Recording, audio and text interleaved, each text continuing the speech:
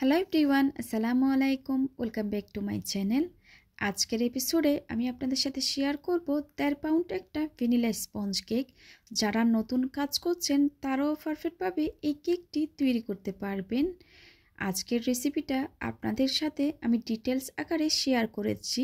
আশা করি আজকের রেসিপিটা আপনাদের ভালো লাগবে। চলুন তাহলে রেসিপিটি দেখে নিয়ে যাক। প্রথমে শুকনো উপকরণগুলো চেলে নিব। তার জন্য একটা ছাঁকনিতে হাফ কাপ পরিমাণ আর 2 টেবিল চামচ পরিমাণ ময়দা নিয়েছি। আরও দিয়ে দিব 2 টেবিল চামচ পরিমাণ কর্নফ্লাওয়ার। কর্নফ্লাওয়ারটা কেন দেওয়া হয় এটা আমি পরে বলছি। 1 চা চামচ পরিমাণ বেকিং পাউডার দিয়ে দিয়েছি। 1/4 টিস্পুন পরিমাণ লবণ দিয়ে দিয়েছি। শুকনো উপকরণগুলো খুব ভালো মতো করে চেলে নেব। শুকনো উপকরণগুলো চেলে নেওয়া হয়ে গেলে একটা হ্যান্ড হুইক্সের সাহায্যে খুব ভালো মতো করে মিশিয়ে নিচ্ছি।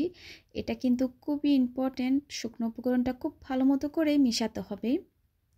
শুকনো উপকরণগুলো খুব ভালো মতো করে মিশে যাওয়ার পর একপাশে আমি ঢেকে রেখে দিব। অন্য একটা পাত্রে রুমের স্বাভাবিক তাপমাত্রায় 3টা ডিমের সাদা অংশ নিয়েছি। কুসুম আর সাদা অংশটাকে আমি আলাদা করে নিয়েছি। এখানে আমি 1 টেবিল চামচ পরিমাণ চিনি দিয়েছি, আরও হাফ কাপ পরিমাণ চিনি দিব। এবার একটা ইলেকট্রিক বিটারের সাহায্যে মিডিয়াম স্পিডে আমি বিট করে নিব 1 থেকে 2 মিনিট পর্যন্ত। আর আপনারা অবশ্যই খেয়াল রাখবেন সাদা অংশে যেন কোনো ধরনের কুসুম না থাকে। 1 থেকে 2 মিনিট বিট করার পর আবারও আমি চিনি দিয়ে দিব। এই হাফ কাপ চিনিটাকে আমি কিন্তু 2 থেকে 3 বার করে অ্যাড করব। এতে করে চিনিটা খুব ভালো মতো করে মিশে যাবে।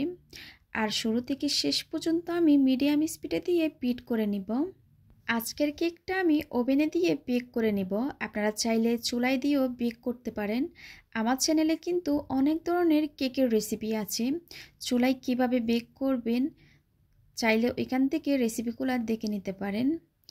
আমি সম্পূর্ণ চিনিটুকু দিয়ে আবারও বিট করে নিচ্ছি 2 থেকে 3 মিনিট পর্যন্ত, বা চিনিটা সম্পূর্ণ গলে যাওয়া পর্যন্ত।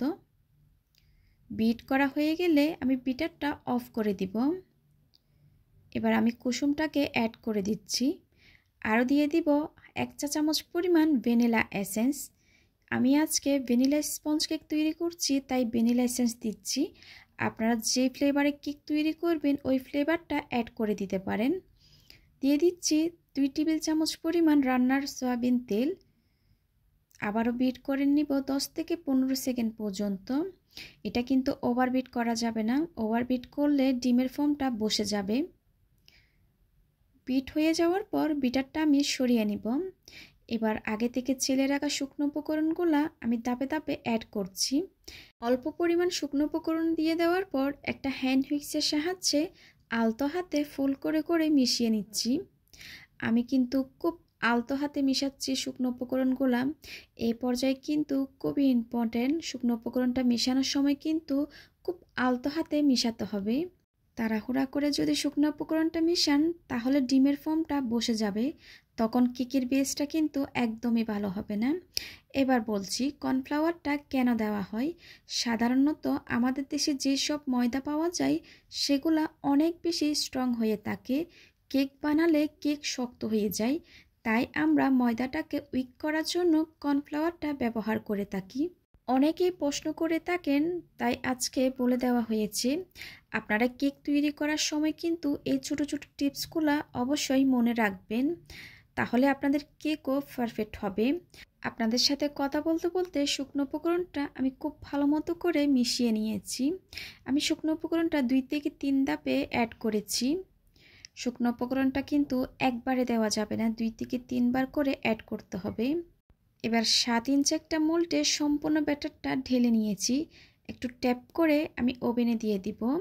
160 ডিগ্রিতে 25 থেকে 30 মিনিটের জন্য দিয়ে দিলাম। 30 মিনিট পর কেকটা আমি ওভেন থেকে বের করে নিয়েছি।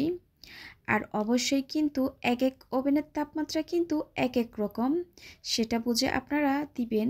কেকটা যখন পুরোপুরি ঠান্ডা হয়ে গেছে মোল্ড থেকে আমি কেকটা ছাড়িয়ে নিয়েছি।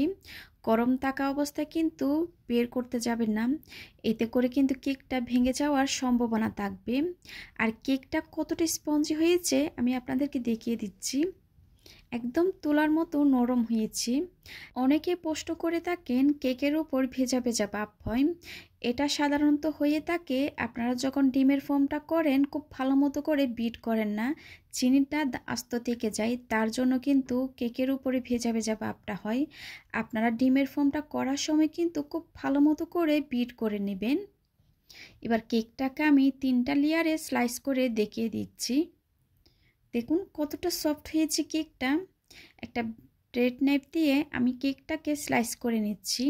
আপনারা চাইলে 4টা ভাগে স্লাইস করতে পারেন। আজকের কেক সম্পর্কে আপনাদের যদি কোনো প্রশ্ন থাকে কমেন্ট সেকশনে গিয়ে কমেন্ট করতে পারেন। দেখুন কতটা পারফেক্ট হয়েছে কেকটা। যারা নতুন কাজ করছেন তারাও এই কেকটা খুব সহজে তৈরি করতে পারবেন। আশা করি আজকের রেসিপিটা আপনাদের ভালো লেগেছে। ভালো লাগলে প্লিজ আমার চ্যানেলটা সাবস্ক্রাইব করার জন্য অনুরোধ রইল। আজকের মতো বিদায় নিচ্ছি। সবাই খুব ভালো থাকবেন, সবাই সবার জন্য দোয়া করবেন। আল্লাহ হাফেজ।